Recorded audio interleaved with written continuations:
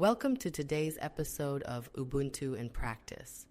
I am Isabe Esuma, and today we are discussing a very important topic: how we as a community can best support each other in times of need while ensuring financial transparency.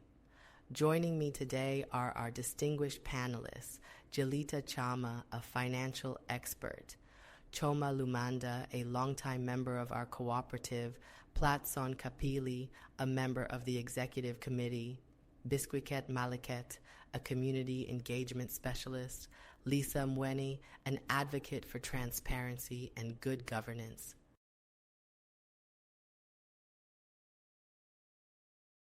Let's start with the basics.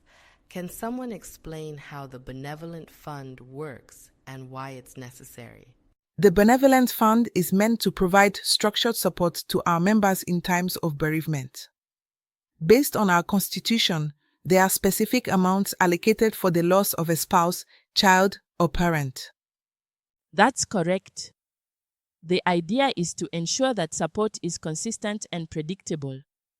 This way, every member knows what to expect and can rely on this assistance when needed. So the fund isn't meant to replace voluntary contributions? Exactly. Voluntary contributions are separate. If members raise 7,000 kwacha for a funeral, that money should go directly to the bereaved family. The Benevolent Fund only comes in to ensure that a minimum amount is available for every member of the cooperative.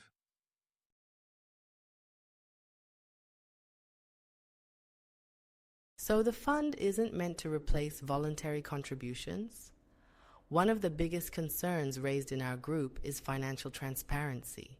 Some members are asking, where is the money from previous funerals? What do we say to that? This is a valid concern. Transparency is key. Every contribution, whether for a funeral or general support, should be accounted for and reported. Once the cooperative is opened, not more than 5,000 kwacha will be disbursed for bereavements at the time of this recording. Bearing in mind that we are a dynamic group and our constitution can be amended through popular vote. If you wish to find out more about the cooperative and the Benevolent Fund, get in touch with admins or members of the executive committee. I agree. The delay in opening the group's bank account has caused mistrust. Going forward, we must prioritize accountability, publish all transactions, ensure funds are handled professionally, and use a designated bank account instead of personal mobile money account or a personal bank account for cooperative business. Financial records should be open to all members and reports should be shared at least quarterly. That was it will ensure transparency and accountability.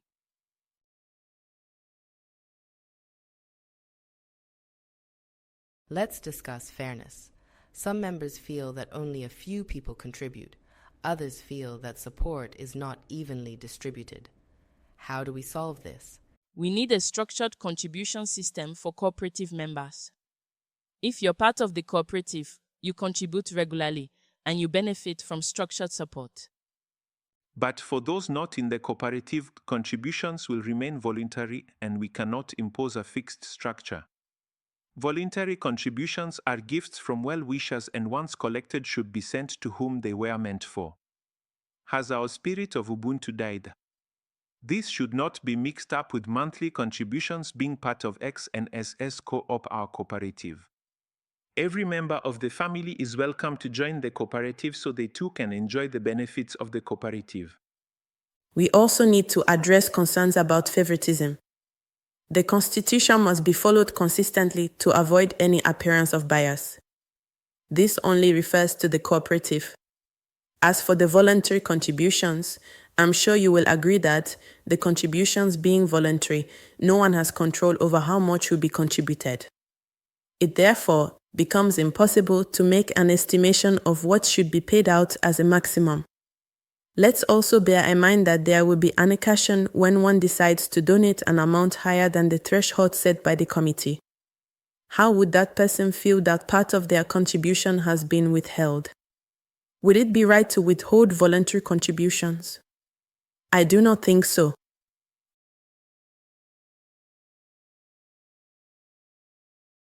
As we wrap up, let's talk about Ubuntu, the spirit of togetherness. How can we maintain unity while also ensuring accountability? Communication is key. When people feel informed and included, they are less likely to feel resentful. Exactly.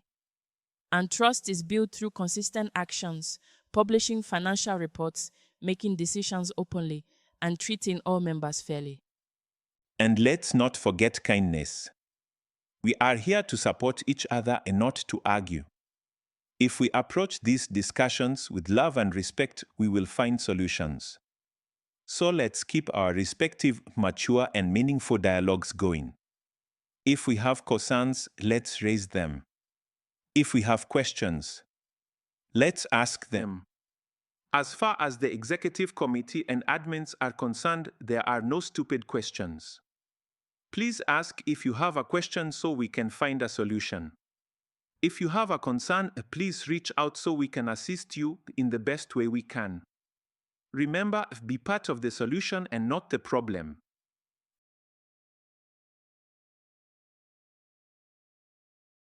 Wise words. Before we close, let's summarize.